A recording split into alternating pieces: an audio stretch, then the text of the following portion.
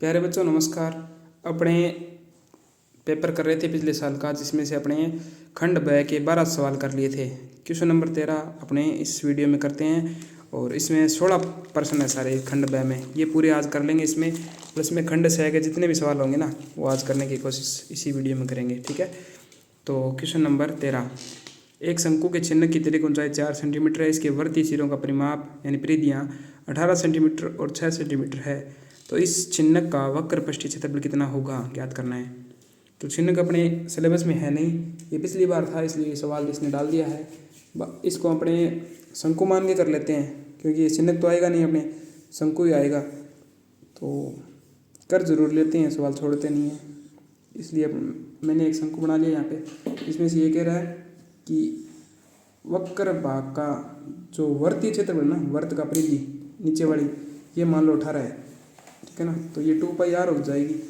जैसे चिन्हक होता है ना, उसमें क्या होता है कि यहाँ से कटा होता है, वो शंकु को ऊपर से काट दो वही चिन्हक होता है। उसकी आकृति ऐसे बनती है, जैसे इस प्रकार से। इसमें परिधियाँ 2 हो जाएगी ऊपर से काटने के बाद, परिधि ऊपर वाली एक नीचे वाली, और ये तिरछी ऊंचाई होती है ना, ये तिर्यक ऊंचाई कहलाती है। तो अपने को ये सिलेबस में नहीं है इसलिए इसी के अंदर कर रहे हैं। ये तिर्यक ऊंचाई वही रख लेते हैं शंकु के लिए जो इसमें दी हुई है 4, ठीक है ना। मैंने सवाल बना दिया, मान लो ये, ठीक है। तो अपने को 4 ये दी हुई है, 2πr का मान 18 दिया हुआ है। तो इससे अपने r निकाल लेंगे। r निकालेंगे तो अपने वक्र पृष्ठीय क्षेत्रफल पूछा है, तो पूछा तो इसका है, अपने ज्ञात कर देते हैं इसका, क्योंकि ये अपने इस सिलेबस में नहीं है इस बार। तो 2πr बराबर में 18, तो r का मान क्या होगा 18 बटा में 2π, पाई का मान रख दो 22/7, 7 ऊपर जाएगा, कटेंगे तो ये 9/22 × 7, 9 7 63/22, ये r का मान आ जाएगा, ठीक है ना। अब अपने क्या करना है, वक्र पृष्ठीय क्षेत्रफल, शंकु का वक्र पृष्ठीय क्षेत्रफल क्या होता है πrl, याद है क्या। वक्र पृष्ठीय क्षेत्रफल बराबर πrl, मान रख दो, पाई का मान 22/7, r का मान आ गया यहाँ से 63/22, ये जो है ना सेमी में। l का मान कितना दिया हुआ है 4, ये रख दिया मैंने। 22 से 22 कट गया, 9 7 63, 9 से कट गया, 9 × 4 बच गया, 9 चौको 36। ये क्षेत्रफल है इसलिए सेमी की स्क्वायर आएगा, n स्क्वायर 36 सेंटीमीटर। आगे अपने करते हैं क्वेश्चन नंबर 14, दो घनों जिनमें से प्रत्येक का आयतन दे रखा है 64 सेमी क्यूब के संलग्न फलकों को मिलाकर एक ठोस बनाया जाता है। तो परिणामी घनाभ का पृष्ठीय क्षेत्रफल ज्ञात करो, ठीक है। दो घन दिए हुए हैं, तो मैंने एक घन बना दिया ऐसे, ठीक है ना, प्लस में एक घन एक और ऐसा, जैसा मैंने क्लास में करवाया ना।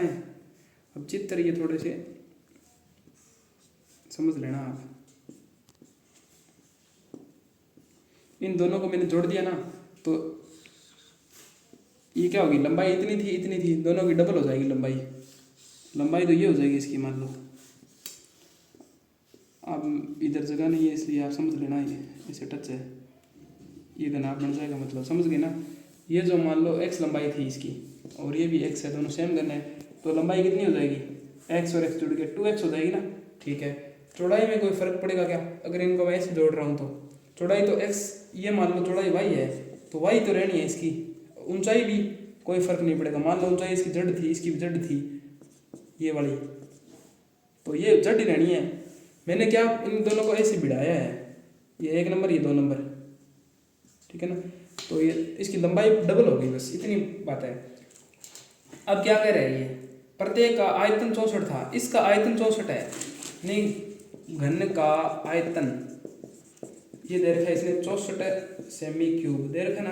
और अपने जानते हैं घन का आयतन कितना होता है, भुजा की क्यूब होता है कि नहीं होता, भुजा की क्यूब बराबर 64।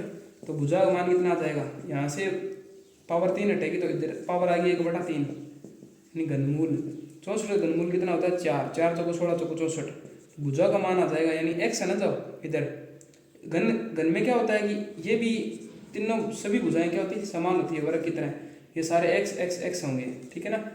तो यहाँ पे x, ये भी x और ये भी x, परंतु ये 2x हो जाएगा क्योंकि घनों दोनों को अपने जोड़ रहे हैं नीचे से, ठीक है ना। तो x का मान आ गया 4। अब ये क्या बन गई, नई आकृति जो बनी है वो क्या बनी है, घनाभ बनी है ना। नई आकृति है जो घनाभ बनी है, क्योंकि घनाभ में क्या होता है, लंबाई अलग, चौड़ाई अलग, ऊंचाई अलग। अब ये कह रहे हैं घनाभ का संपूर्ण पृष्ठीय क्षेत्रफल ज्ञात करो। तो घनाभ का संपूर्ण पृष्ठीय क्षेत्रफल क्या होता है, मैंने फॉर्मूला लिखा है आपको क्लास में, 2 गुणा लंबाई गुणा चौड़ाई प्लस चौड़ाई गुणा ऊंचाई प्लस ऊंचाई गुणा लंबाई। इसको आप ऐसे याद कर सकते हो, लाखों चौधरी चोखो ऊंचो ऊंट ले आओ। सो ट्रिक है ना, 2 का गुणा प्लस 1 प्लस 2 गुणा प्लस इंटू 2 बार लिखा। लंबाई इंटू चौड़ाई, लंबाई का मान क्या है इधर लिख लो अलग से, नया घनाभ है जो उसकी लंबाई 2x है और चौड़ाई और ऊंचाई दोनों सेम है, कितना कितना है, x ही है, यहाँ रख दो। 2x गुणा x प्लस का निशान, ये बड़ा ब्रैकेट लगा रहा हूँ मैं, मिक्स ना हो। चौड़ाई का मान कितना है x इंटू ऊंचाई का मान कितना है x प्लस का मान निशान, ऊंचाई का मान x और लंबाई का मान 2x, ठीक है। फिर बड़ा ब्रैकेट, ये गुणा किया मैंने अंदर, इस ब्रैकेट में क्या बना 2x स्क्वायर प्लस यहाँ पे क्या बना x स्क्वायर प्लस में यहाँ पे 2x स्क्वायर, ठीक है ना। 2 2 4 1 5, 5x स्क्वायर बन गया इंटू 2 बराबर 10x स्क्वायर। ये क्या आ गया, घनाभ का संपूर्ण पृष्ठीय क्षेत्रफल। x का मान, सॉरी मैं पहले भी रख सकता था, गलती हो गई, एक पहले नहीं रखा इसलिए थोड़ा बड़ा दिख रहा है आपको। यहाँ पे सीधा अब रख दो, चाहे यहाँ पे रखेंगे x का मान रखेंगे इसके अंदर, तो 10 गुणा x स्क्वायर का मान कितना है 4 स्क्वायर यानी 16, 10 इंटू 16 यानी 160। ये क्या है, क्षेत्रफल है, क्षेत्रफल हमेशा किस में आएगा, सेमी स्क्वायर में। तो घनाभ का संपूर्ण पृष्ठीय क्षेत्रफल कितना आएगा 160 सेमी स्क्वायर आंसर। इसका एक तरीका ये भी था कि x का मान यहीं पे रख देते आप, 2 गुणा लंबाई इंटू चौड़ाई 2x, x का मान मतलब 4 2 8 हो गया, लंबाई 8 हो जाएगी, चौड़ाई और ऊंचाई 4 4 रहेगी, तो सीधा मान रख देते लंबाई इंटू चौड़ाई 8 इंटू 4 प्लस ऊंचाई इंटू लंबाई, ऊंचाई इंटू चौड़ाई ये 4 इंटू 4 रहेगी और ऊंचाई इंटू लंबाई 4 इंटू 8। यहाँ पे सोल्व कर सकते हैं डायरेक्ट, 8 चौक 32 प्लस 4 चौक 16 प्लस 32, 32 और 32 64, 64 और 16 64 और 16 80, 80 2 160 सेमी स्क्वायर आंसर। ये देखो इसमें भी 160 ही आया है, इसका मतलब गणित में किसी विधि से करो आप उत्तर 100 मतलब सेम आता है, ठीक है ना, समझ आया अच्छी तरह। चलिए आगे बढ़ते हैं, क्वेश्चन नंबर 15 की तरफ बढ़ते हैं। बारबारता बंटन का माध्य ज्ञात करो। माध्य ज्ञात करना है अपने को, तो बहुत आसान है, अपने को याद है ना फॉर्मूला, माध्य के 3 फॉर्मूले बताए थे, प्रत्यक्ष विधि, कल्पित विधि और पग विचलन विधि।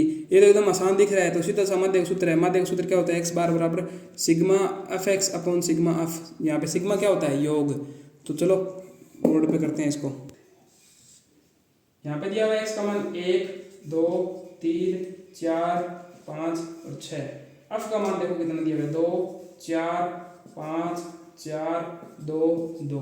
तो सबसे पहले क्या याद करेंगे, एफ एक्स, यानी ये बारंबारता, ये वर्ग चिन्ह है, दोनों का गुणा करेंगे, इन दोनों का गुणा, 2 एकम 2, 4 2 8, 5 दिए 15, 4 चौकू 16, ठीक है ना, 5 2 10, 6 2 12। अब इनका जोड़ लगाना है, सिग्मा एफ का जोड़ करेंगे ना आप अपने, सिग्मा का मतलब होता है जोड़, इस लाइन का जोड़ करेंगे, 4 2 6, 6 और 5 11, 11 और 4 15, 15 और 2 17, 2 19, ये तो 19 आ गया। अब सिग्मा एफ एक्स यानी इस लाइन का जोड़ करेंगे, तो कर लो जोड़, 8 2 10, 10 से 15 25, 25 और 15 40 रहेगी, 41 41 10 51, 51 और 10 61, 2 63। क्या आ गया अपना माध्य का सूत्र क्या होता है। माध्य के 3 सूत्र बताए थे मैंने।